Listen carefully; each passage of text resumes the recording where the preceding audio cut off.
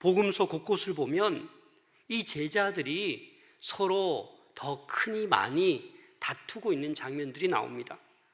누가복음 9장 46절에 보면 제자 중에서 누가 크냐 하는 변론이 일어나니, 그래서 제자들은 이제 예수님께서 곧 십자가 지시고 죽으실 때가 다가왔음에도 불구하고 누가 크니라고 서로 변론하고 있다라는 것입니다. 예수님께서 메시아로 이 땅에 오셔서 이제 이 이스라엘을 회복하고 정치적 왕국을 세울 것이라는 기대를 했습니다, 제자들은. 그래서 예수님이 이제 내가 곧 죽는다, 순환을 당한다, 죽은 다음에 사흘 만에 다시 살아날 것이다 라고 말씀하셨지만 거기에 대한 관심은 없어요.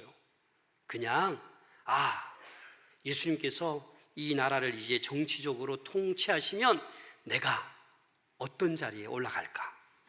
이 제자들 중에서 내가 제일 높은 자리에 올라가야지 라는 생각을 지금 하고 있습니다.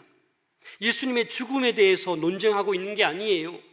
어떻게 하면 제자로서 신앙생활을 잘할까, 믿음을 지킬까, 여기에 대한 논쟁이 아니에요.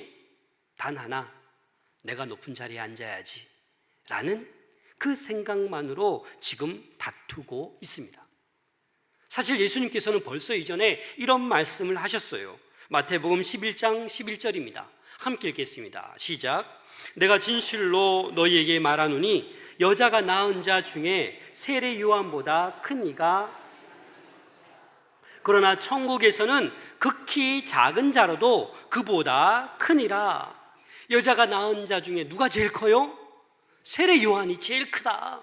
그러나 천국에서는 지극히 작은 자라도 세례 요한보다는 크다라는 거예요. 사랑하는 여러분, 이 서열 문제, 누가 높냐 누가 낮냐, 이 문제는 교회 공동체에서도 흔히 일어나는 문제입니다. 세상에서는 말할 것도 없고요, 그 누가 더 서열이 높냐 낮냐에 따라서 세상은 무섭습니다. 군대 생활 해보셨잖아요. 직장 생활 하고 있잖아요. 그 서열은 너무나도 무서운 거예요.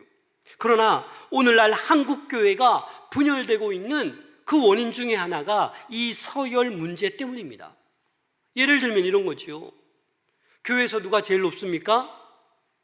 여러분 모르시죠? 예수 그리스도가 제일 높죠. 그런데 내가 높다, 내 말이 맞다 이렇게 주장하면 거기에 바로 분열이 싹 트는 거예요. 여러분 가정에서도 마찬가지입니다.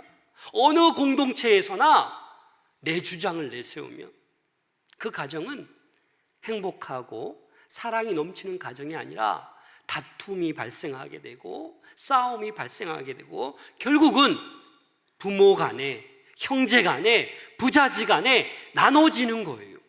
갈라지는 거예요. 그래서 예수님께서는 오늘 이렇게 말씀하십니다. 1절 말씀 함께 읽겠습니다. 시작. 그때에 제자들이 예수께 나와 이르되 천국에서는 누가 크니까. 그때에 예수님께서 이제 내가 죽을 것이다 라고 한 번, 두 번 예고하셨지만 그럼에도 불구하고 제자들은 예수님께 나와 뭐라고 얘기해요? 천국에서 누가 큰 자입니까? 이렇게 말씀하고 있는 거예요. 여전히 제자들은 서열을 따지고 있는 거예요. 인간적인 야망과 경쟁심을 드러내고 있는 것입니다. 사실 이 제자들은 어떤 제자들이에요? 예수님을 3년 동안 쫓아다닌 제자들이에요. 함께 풍랑도 만나고 귀신 들린 자도 보고 많은 병자들을 고치고, 그래서 이 제자들은 예수님과 정말 오랜 세월을 함께 했던 제자들이에요. 그런데 이 예수님의 제자들을 가만히 보면 서열이 있는 게 맞긴 맞아요. 12제자를 언급할 때 순서가 있잖아요. 그리고 중요한 장소 갈 때마다 몇 명의 제자를 데리고 가요? 3명의 제자. 변화산 올라갈 때도 베드로, 야고보, 요한. 그래서 어찌 보면 예수님 나름대로는 이 제자들에 대한 서열을 두셨은 게 맞아요. 그런데 가이사랴 빌립보에서 너희는 나를 누구로 아느냐라고 했을 때 베드로가 뭐라고 고백합니까? 주는 그리스도시요 하나님의 아들이십니다라고 얘기했더니 엄청 칭찬을 받았어요. 그런데 그 시간이 얼마 지나가지 않아서 예수님께서 베드로에게 뭐라고 말씀하셨어요? 사단아, 물러가라. 이런 끔찍한 얘기죠. 사단아, 내 뒤로 물러가라. 아마 옆에 있던 제자들이 어떤 마음이었을까요? 아, 우리 제자들 중에 수제자가 베드로였는데 아유, 베드로는 이제 땡이구나. 그 다음에 야고보와 요한, 어떤 일이 일어났습니까? 이 야고보와 요한의 어머니가 어떻게 합니까? 우리 아들들 좌편 우편에 앉혀주세요. 제자들이 난리가 났잖아요.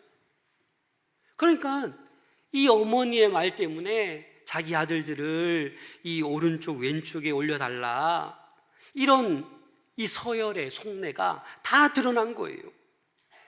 이런 좌우편에 앉아달라는 이 노골적인 부탁이 다 드러나 버린 거예요. 그러니까 이제 다른 제자들도 그 다음은 나일 수 있겠네? 그 다음에 내가 이제 최고의 자리에 앉아야겠다, 이런 마음이 드는 거예요. 그래서 누가 크니까라고 물어본 거예요. 그러자 예수님께서는 이렇게 말씀하십니다. 2절 말씀 함께 읽겠습니다. 시작.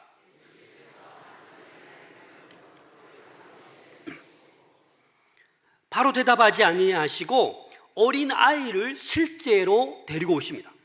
실물 교육을 시키는 거예요. 그 중에 근처에 있던 어린 아이를 데리고 온 거예요. 예수님께서는 벌써 이 제자들의 속내를 꿰뚫어 보셨어요. 내가 제일 높다, 내가 높은 자리에 앉아야 돼, 이런 제자들의 스스로 높아지려는 생각을 다 꿰뚫고 있었어요. 그래서 이 어린 아이를 불러다가 세워놓고 말씀하셨습니다. 그래, 천국에서 큰 자가 누구냐면 바로 답하기 전에 먼저 다른 답을 하십니다. 천국에서 누가 큰 자 이거 따지기 전에 천국에 누가 들어가느냐예요. 그렇잖아요. 천국에 들어가지도 못하는데 거기서 크고 작은 걸 어떻게 따져요, 그죠? 그래서 3절 말씀에 이렇게 말씀하고 계십니다. 함께 읽겠습니다. 시작. 이르시되 진실로 너희에게 이르노니 너희가 돌이켜 어린아이들과 같이 되지 아니하면 결단코 천국에 들어가지 못하리라. 여기서 중요한 단어 하나, 돌이켜. 이 돌이켜라는 말은 뭐예요? 내가 다시 돌아서는 거예요. 다시 말해서 회개하는 거예요. 지금 제자들이 이 회개해서 어린아이들과 같이 되어야지만이 천국에 들어갈 수 있다라는 거예요. 지금 제자들의 마음은 어떠해요? 내가 높은 자리 막 들떠 있어요. 예수님 죽는다는 사실은 다 까먹었어요.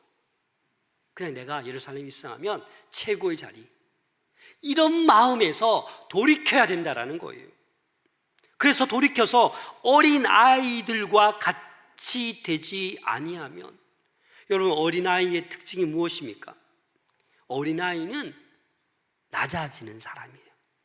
다시 말해서 겸손한 자가 바로 어린아이입니다. 그런데 우리는 어린아이처럼 자신을 낮추어야 되는데 낮추질 않아요. 이거 솔직하게 생각해 봅시다. 우리는 누구에게나 남보다 자신이 우월하다는 이 우월의식을 가지고 있어요. 그래서 나도 모르게 이 우월의식이 자꾸 드러나게 됩니다. 우월하다라는 것은요, 교만하다라는 것이에요. 내 마음에 이 교만이 털을 잡으면 우리는 죽는 거예요. 교만은 패망의 선봉이에요. 그래서 사람은 자랄수록, 성장할수록 부드러워지고 낮아져야 되는데 그렇지 않아요. 교만해지고 완고해집니다. 자기의 성향을 바꾸려고 하지 않아요. 어린 아이일수록 겸손하고 순전한데 자라면 자랄수록 이기적이고 완악해지는 것이 인간이다라는 것입니다. 그래서 어린아이처럼 낮아짐, 겸손을 잃어버리지 말라라는 것입니다. 그래서 우리는 날마다 말씀이 필요한 거예요. 날마다 말씀을 보고 기도해서 하나님의 뜻을 알 때 어떻게 돼요? 낮아지는 거예요. 본성으로 우리는 높아질 수밖에 없다고요. 저 자신도 마찬가지예요. 뭐 별로 아는 것도 없으면서 괜히 아는 거 나오면 막 아는 척하고 싶고, 나 이런 사람이야 드러내고 싶고, 나중에 돌아서면 아우 내가 또 왜 그랬지, 아우 부끄러워, 또 회개기도 하는 거죠. 여러분, 그래서 우리는 말씀 앞에 늘 무릎 꿇어야 돼요. 한번 생각해 보세요. 여러분, 하나님이 어떤 분이에요? 전지전능하신 분이에요. 우리가 믿는 하나님 보통 하나님 아니에요. 근데 여러분이 하나님 앞에 딱 섰어요. 내 자신이 어떻게 보여요? 초라해 보여요. 나는 아무것도 아니에요. 아무리 염려가 있어도, 아무리 아파도, 아무리 경제적으로 어려워도 하나님 앞에 서 있으면 나는 아무것도 아니에요. 하나님을 바로 인식하는 그 성도는 날마다 낮아질 수밖에 없어요. 그런데 믿음 생활을 한다고 하면서도 하나님이 없어요. 늘 내가 있어요. 그러니까 내가 제일 잘나 보이는 거예요. 갈수록 완고해지고 교만한 거예요. 신앙생활 하면 할수록 변화가 안 돼요. 늘 자기가 최고예요. 과거 얘기 끊임없이 얘기하면서 내가 이런 사람이다라고 주장하는 거예요. 사랑하는 여러분, 말씀 앞에, 기도 앞에 나를 낮추시기를 바랍니다. 그리고 이 어린아이와 같다라는 것은 순전한 거래요. 순전한 거, 순수한 거예요. 아이들 보면 그런 경험 다 하셨을 겁니다. 딸아, 엄마 오면 아빠가 이거 하지 않았다는 거 꼭 말하면 안 돼? 라고 얘기하면 어떻게 얘기해요? 엄마 오면 엄마, 아빠가 이거 이렇게 하지 말라는데 이렇게 얘기하래. 똑같이 얘기하잖아요. 그 왜 그런 거예요? 멍청해서 그런 거예요? 순수해서 그런 거예요. 순수해서. 순전한 거예요. 하나님은 그런 마음을 원하신다고요. 꾀를 피우고 계략, 모략, 잔머리 굴리고 그렇게 신앙생활하는 거 원치 않으세요. 그래서 제자들의 질문에 천국에서 누가 큽니까? 라는 그 대답, 첫 번째로 천국에 먼저 들어가야 된다. 어린아이 같아야만 들어가야 된다라고 말씀하시면서 또 이제 직접적인 대답을 4절에서 말씀해 주고 있습니다. 4절 말씀 함께 읽겠습니다. 시작. 그러므로 천국에서 큰 자니라. 아멘. 어린아이와 같이 자기를 어떻게 하는 사람? 낮추는 사람이 큰 자라고요. 근데 여러분, 우리는 지금 이 구절 들어도 아무렇지도 않잖아요. 근데 제자들에게는 쇼킹한 얘기예요. 충격적인 얘기예요. 왜냐하면 이 당시에 어린아이는 어때요? 숫자에 포함도 안 돼요. 무시당했어요. 그런데 예수님께서는 당대 유대 사회의 문화에서 무시당하고 멸시당하는 그런 어린 아이를 긍정적인 모델로 세웠다라는 거예요. 그 자체가 충격적인 거죠. 참으로 겸손한 사람은 자기를 아는 사람이에요. 자기를 그대로 받아들이고 자기 자신의 모습을 통해 하나님께 영광을 돌리는 사람. 정말 겸손한 사람은 하나님이 자기 자신에게 주신 그 은사를 부인하지 않고 하나님의 영광을 위해서 그 은사를 사용하여서 살아가는 사람. 그 사람이 겸손한 사람, 자기 자신을 낮추는 사람입니다. 그래서 예수님은 지금 천국 안에서 누가 크냐 논쟁하는 이 제자들에게 그런 교만은 천국에서 큰 인물이 되게 하기는커녕 천국에 들어가지도 못할 거다라고, 그것은 죄라고 지금 말씀하고 있는 거예요. 자신이 큰 인물이라고 생각하는 사람은 가장 작은 사람이에요. 자기 자신이 가장 작은 사람이라고 생각하는 그 사람이 큰 사람이라는 것입니다.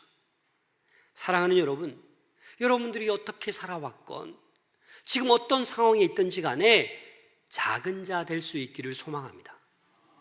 낮아지는 자 되기를 소망합니다. 5절 말씀 함께 읽겠습니다. 시작. 누구든지 내 이름으로 이런 어린아이 하나를 영접하면 곧 나를 영접함이니. 그렇습니다. 믿음이 약하고 작은 자를 무시하지 말라라는 거예요.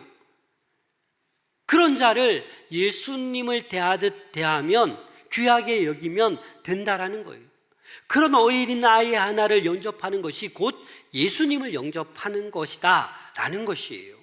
반대로 이런 어린아이 하나라도 실족시키면 어떻게 된다고요? 무서운 경고를 주님께서는 말씀하십니다. 6절 말씀 함께 읽겠습니다. 시작. 나는 이 작은 자 중 하나를 실족하게 하면 차라리 연자 맷돌이 그 목에 달려서 깊은 바다에 빠뜨려지는 것이 나으니라. 여러분, 이 어린아이의 개념은 사실 이 유대적 개념과 우리의 개념이 좀 다릅니다. 우리는 그냥 어린아이라고 하지만 이 유대에서는 이 어린아이는 성인식 이전의 아이들을 다 어린아이라고 해요. 왜 그러냐? 성인식을 치르고 나면 이 율법을 지켜야 돼요. 그러나 성인이 되기 전에는 아직도 율법으로부터 자유하다라는 거예요. 율법으로부터 면책 특권을 부여받고 있다라는 거예요. 그래서 어찌 보면 이 어린아이다라는 말은 자기 자신을 낮추는 사람뿐만 아니라 사회적으로 연약하고 비천한 신분의 성도를 가리키는 것으로도 볼 수 있다라는 거예요. 그래서 누구든지 나를 믿는 작은 자, 소외된 자, 낮은 자, 연약한 자를 실족하게 하면 안 된다라는 거예요. 그런데 오늘날 한국교회 내에서 사랑이 넘쳐야 될 이 공동체에서 실족시키고 실족당하는 일들이 너무나도 많다라는 거예요. 목회가 다른 게 어려운 게 아니더라고요. 열심히 행복하게 웃으며 신앙생활 잘하다가도 실족해서 넘어지는 성도들 때문에 가슴이 아파요. 가슴이. 여러분, 실족당하지 않으시기를 바랍니다. 실족이라는 것은요, 걸려 넘어지는 거예요. 시험에 드는 거예요. 죄를 짓는 거예요. 교회 안에서 가벼운 말 한마디, 판단, 비판, 그런 말 한마디 때문에 실족당하는 믿음 연약한 어린아이들이 많다라는 거예요. 어느 교회 학교에 교회에 한 분도 빠지지 않는 그런 어린아이가 있었는데 갑자기 교회를 안 나온대요. 그래서 만나보니까 이 어린아이가 이렇게 얘기하는 거예요. 지난번에 교회 갔는데 어떤 어른이 나 혼냈다고, 그냥 조금 이야기했는데 떠들었다고 막 혼내서 나는 교회 예배 드리러 갔는데 혼나서 저 이제 교회 안 나가요.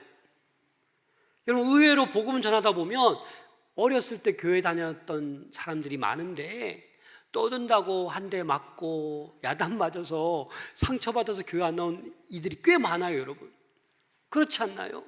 근데 신기한 건 교회 다닐 때 그렇게 떠들고 맨날 지각하고 혼나던 친구들이 어떻게 돼요? 예, 목사가 되는 경우도 있고 장로님이 되는 경우도 많아요. 여러분, 그래서 우리가 말 한마디로 이 어린아이들, 낮은 자, 소외된 자, 믿음이 약한 자를 함부로 말해서는 안 된다라는 것입니다. 그러면 연자 맷돌을 누가 메고 바다에 빠뜨리는 게 낫다고요? 실족당한 자? 어린아이? 아니요. 실족해 한 사람이 연자 맷돌을 목에 메우는 게 낫다라는 거예요. 연자 맷돌이 어떤 거예요? 어떤 여인이 맷돌 돌리면서 곡식을 빻는 그 연자 맷돌이 아니에요. 우리 사진 한번 보겠습니다. 저 보이십니까? 저 큰 연자 맷돌을 누가 돌려요? 소나 나귀가 돌리는 거예요. 여러분들 못 돌려요. 저 연자 맷돌 밑에 박힌 것 위에 두 개로 구성되어 있는데 둘 다 무거운 거예요. 저거 목에 메고 여러분 어떻게 돼요? 다시 말해 죽는 거예요. 죽는 거. 죽음을 얘기하는 거예요. 그래서 한 사람 실족시키는 게 뭐예요? 죽음이라고. 죽음. 무서운 거라고요. 그래서 여러분, 우리는 어린아이들, 이 가정의 달에 어린아이들, 부모님들, 자녀들, 이웃들, 그 누구에게도 말로 실족하지 않도록 여러분 주의할 수 있기를 소망합니다. 왜냐하면 실족하게 하면 이렇게 무서운 죽음의 결과가 오기 때문입니다. 그래서 우리는 날마다 기도해야 되는 거예요. 그래서 어떤 기도까지 해야 돼요? 하나님, 내가 오늘 하루를 살아가면서 알게 모르게 지은 죄까지 다 용서해 주세요. 왜요? 내가 몰라요. 나는 좋다라고 이렇게 말 한마디 했는데 상대방 뭐예요? 창으로 막 그냥 가슴을 찌르는 거야. 근데 가만히 보면 우리는 내 생각으로만 말하거든요. 상대방 형편도 모르고. 그러니까 나는 좋은 말로 했는데 상대방 뭐예요? 집에 가서 잠이 안 오는 거예요. 왜? 나의 연약함을 찔렀기 때문에. 8절 9절 말씀 함께 읽겠습니다. 시작. 만일 내 손이나 내 발이 너를 범죄하게 하거든 찍어내버리라. 장애인이나 다리 저는 자로 영생에 들어가는 것이 두 손과 두 발을 가지고 영원한 불에 던져지는 것보다 나으니라. 만일 내 눈이 너를 범죄하게 하거든 빼어내버리라. 한 눈으로 영생에 들어가는 것이, 우리 지체가 범죄하면 바로 어떻게 해요? 찍어버리라는 거예요, 여러분. 그리고 빼어내버리라는 거예요. 여러분, 그러면 이 자리에 온전한 사람 없겠죠? 솔직히 말해서 저도 손 없이 그냥 이렇게 장애로 그냥 설교를 해야 되죠. 그래서 이 말은 그와 마찬가지로 손과 발을 찍어내어 버리는 그러한 간절함으로 어떻게 하라는 거예요? 범죄하지 말라는 거예요. 간절히 기도하라는 거예요. 그래서 죄의 유혹을 가볍게 여기지 말고 단호하게 끊어버리라라는 말씀을 하고 있는 거예요. 오늘날 우리가 믿음 생활하는데 우리를 실족해 하는 것들이 너무나도 많습니다. 음란, 거짓말, 교만, 유튜브, 인터넷, 수많은 것이 우리를 실족해 하는 요인들입니다. 그래서 우리 어린들도 이 어린아이의 신앙을 지켜야 되는 거예요. 그래서 끊임없이 천국에서 큰 자가 되기 위해서 이 땅 살아가면서 낮아지는 우리 모두가 될 수 있기를 소망합니다. 천국에서는 네가 어떤 지위를 가졌냐, 네가 어떤 성과를 냈냐, 거기에 천국에서 이 큰 자라고 말하지 않아요. 그냥 낮아짐, 그 순수, 그 자체를 주님께서는 큰 자라고 말씀하신다라는 것입니다. 그래서 우리는 어린 아이들과 같이 되지 아니하면 결단코 천국에 들어가지 못한다라는 이 말씀을 우리 한 사람 한 사람에게 향하신 하나님의 말씀으로 들을 수 있기를 소망합니다. 그리고 우리 어른들의 모든 거짓, 교만, 불신, 염려, 편견, 차별의식, 탐욕, 무정함, 사악함, 이러한 것들로부터 우리 어른들인 우리가 돌아서야 합니다. 가식적으로 이런 거 다 가지고 있으면서 위장해서 신앙생활에서는 안 된다라는 것입니다. 사랑하는 여러분, 진짜 큰 사람 되시기를 바랍니다.